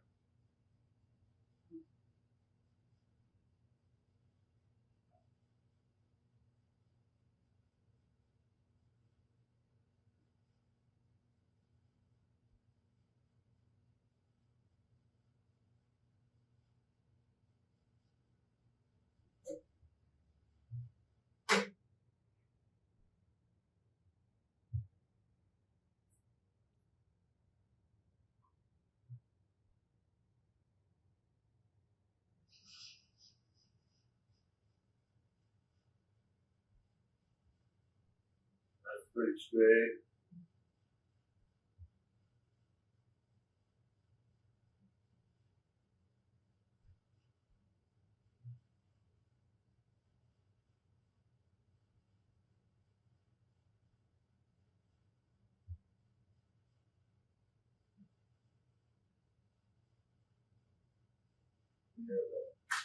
Order it.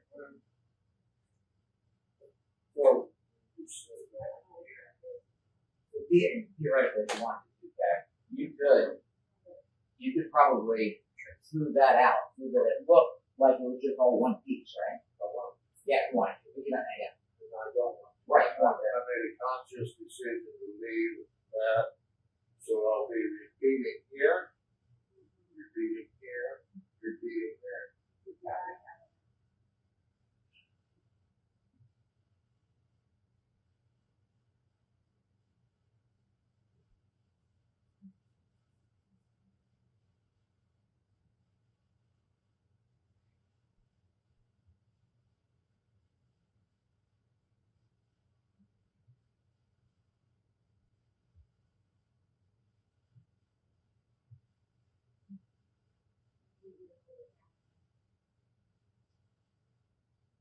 Yeah, you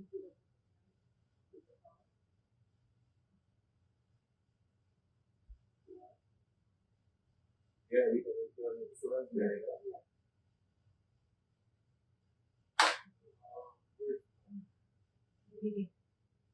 The round pool? Yeah, pear shaped one. Oh, the pear shape. Well, Here's the pear shape.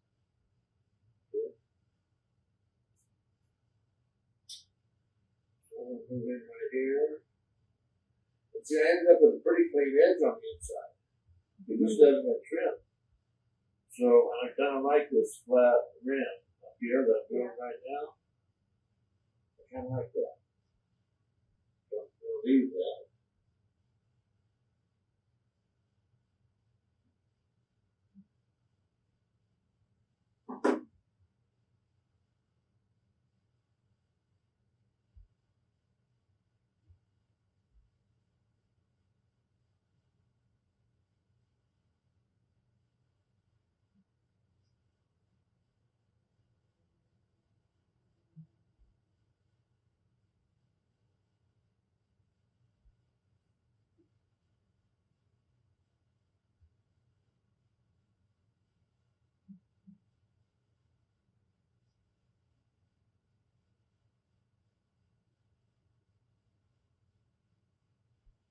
Okay, now, for me to know if I really like this or not, I gotta come way back.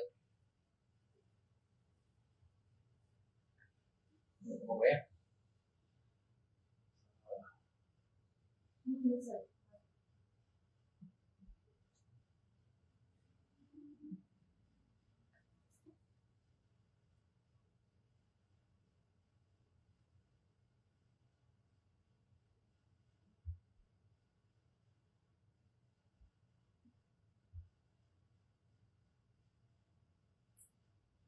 Well, it's wobbly a little bit. No, very little bit.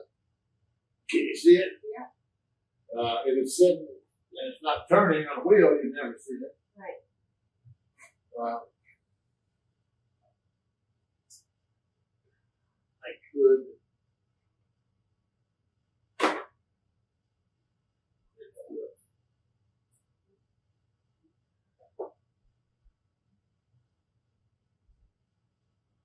You let your hand reset it.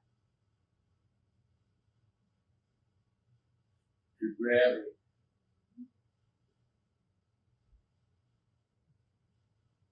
How did you decide on centering there? Give it. Okay, my hand quite so much.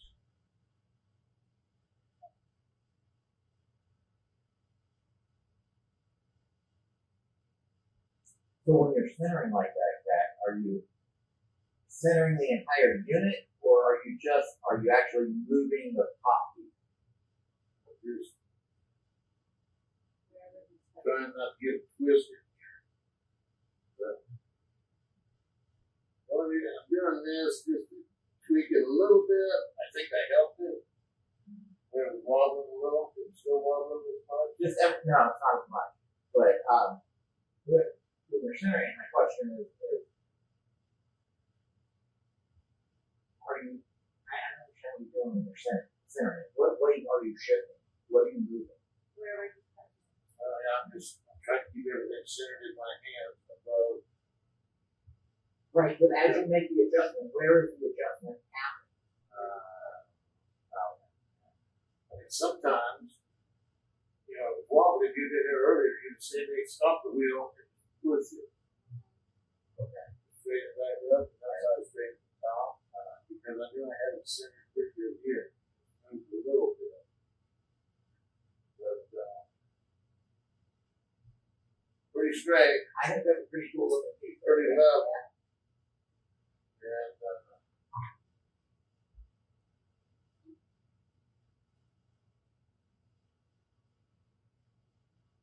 what my plan is now, leave it on the wheel.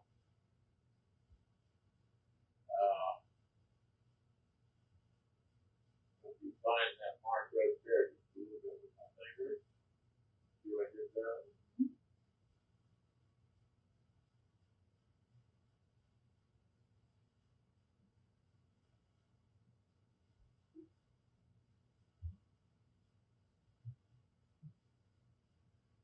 they can see that it's level here.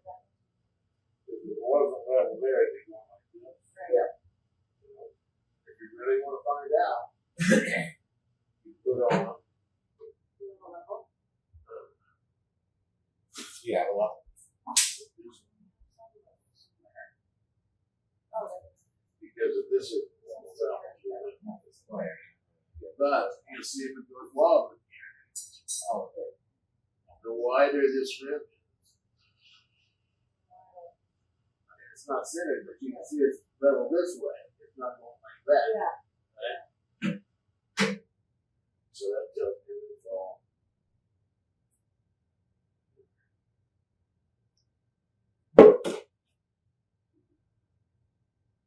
Well, I haven't done anything like this in a while. I'm pretty happy with it. Yeah. I've never seen anything like this. I'll do a little trimming here, and I'll do a little trimming there, and I'll do a little more trimming here, but everything's got to stick. I'm going to leave it on the back. So I can come back in and do some trimming.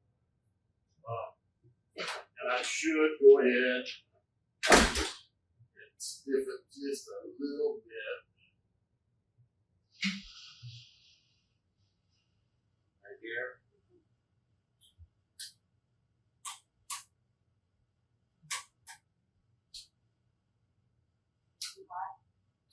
No.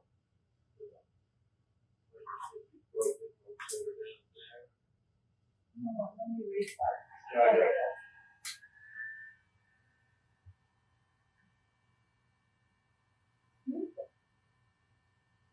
Yeah, good job. Okay, now you got a window here all the way around, a section, and a big section. And to get them designed so that they work together, tough. And where, whatever the design work is, the decorative part, give the decorative design work to work with the form general.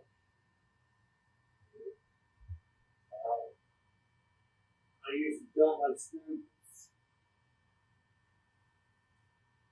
that if they were really having a problem deciding how to do design work, is especially if you have a nice piece with a nice form, repeat the form.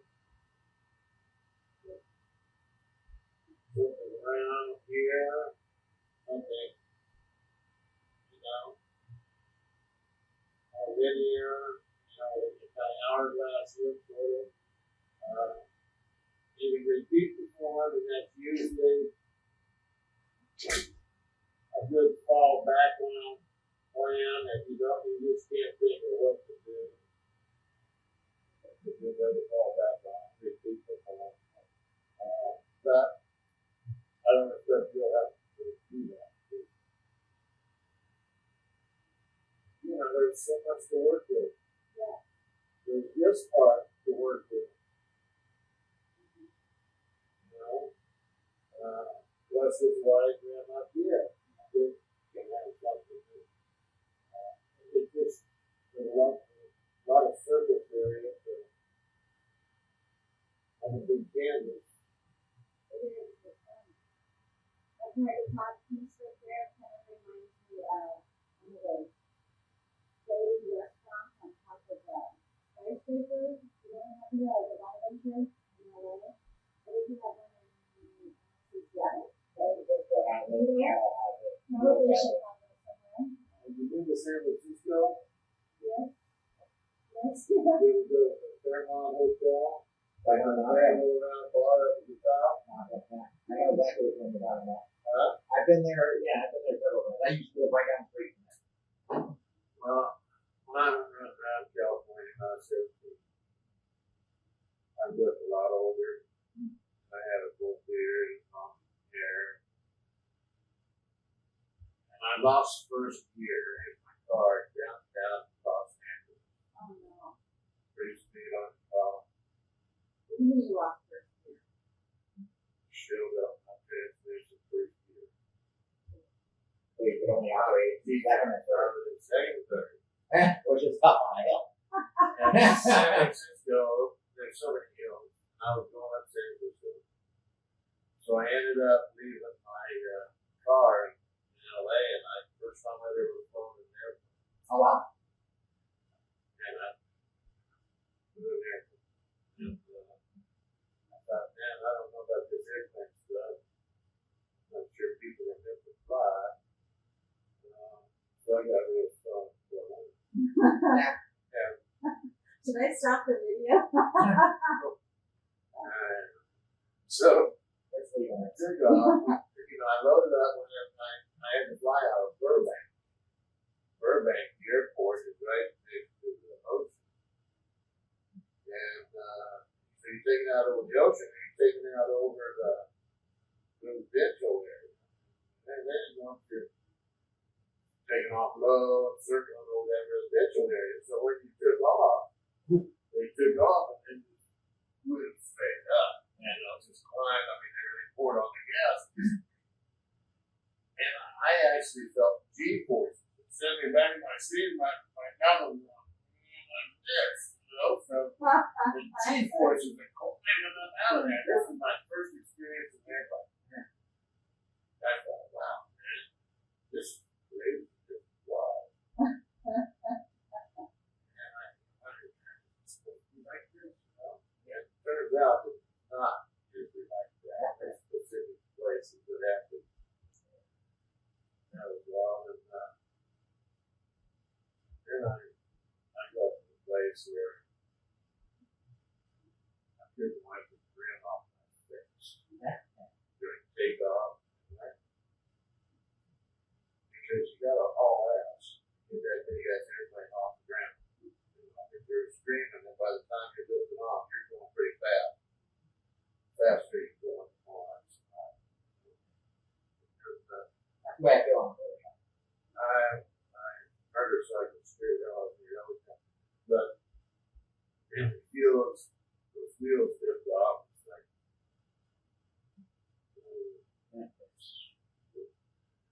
the faster you go in, same way with landing, you're screaming down in there, and they're slowing you down. I don't know how fast when you're landing, but you're going pretty fast. Stay up in the air. And I like that part, but I don't like the flying part much. Once you're up in the air, I'm not big on that. Yeah. I can't move around. Yeah, I think that was Well, they hit the bumps in the air. But I haven't flown that much, but that was my first time. I had a good time in San Francisco, except for at the beach side here where I picked up outside the town. Because I wanted to go out in the redwoods and see the sequoias. I didn't make it to Yosemite, but I did make it into the tall I redwood thought that was forest. like, I really like to go there. I don't know what I'm making. I'm getting old. I did get out into the redwood. Of course, I was dead somehow. And this was right after Charlie and his buddies. Oh, yeah. Charlie, Right here? although I was so very crazy. But I think that, it was not long after that, after the Manson story, that people were a lot more hesitant to take a picture. yeah. Wasn't that around the same time as the Zodiac killer did? What was that? Somewhere in there? They were San Francisco. Yeah. Okay.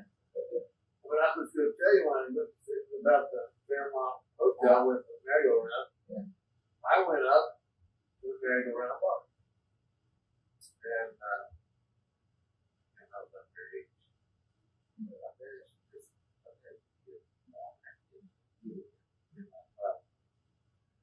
I was on the way down.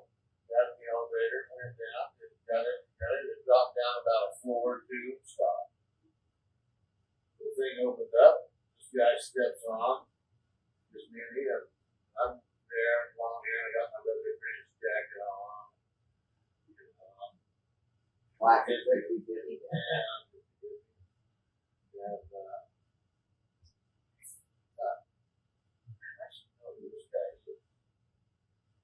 Frizzy hair, he was wearing an outfit that was velvet, trim and velvet coat and stuff, bright colors.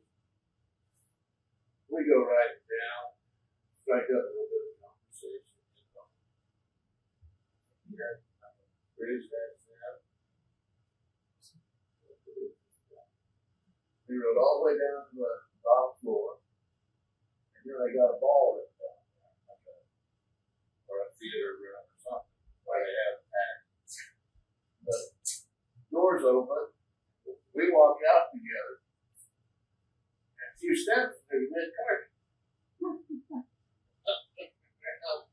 And people are starting, they're opening the doors, people are starting to look out, and people think somebody comes in. I knew it wasn't me. Look at this guy. And then when we walk on in, and I say, see him, man. He walks right on in. He was there waiting on. I looked at him the poster. It was Donovan, singer, guy from the 60s. A rock and roller. Except for he was not really much of a rock and roller. You didn't have bodyguards? I guess you didn't have those back then. Well, that was a nice hour. He was just going from his hotel room, went straight down into the showroom, You would have needed them today. But it was pretty cool. I'd ridden down there with that guy. We talked, but he never said, I'm cool with who I am. I never said, man, I'm way cool with who I am. He's a normal guy. My friend was a glass blower. Real big glass blower. He was at the big show, artist passing show in Chicago. And he had won some best in show for his booth and everything. And it was the big artist passing show that they do every year. He was sitting at the bar. This black guy was sitting beside him and they were polishing off the view. Got the coffee. The guy sitting beside him, he finally said, well, don't you know who I am? And Hal says, nope, never got a clue. And he says, Hal says to him, well, you know who I am? And he goes, no, I don't know who you are. And he says, but I'm Michael Jordan. And it was Michael Jordan sitting at the bar beside my buddy Albert. And Al didn't have a clue who he was. Even after hearing the tape, didn't know who the hell he was. Not a big sports fan. And he told him, he said, well, I'm Albert. I won that show at the Artist Craft Show. So there, that's right. This guy was Michael Jordan. Right. After he left,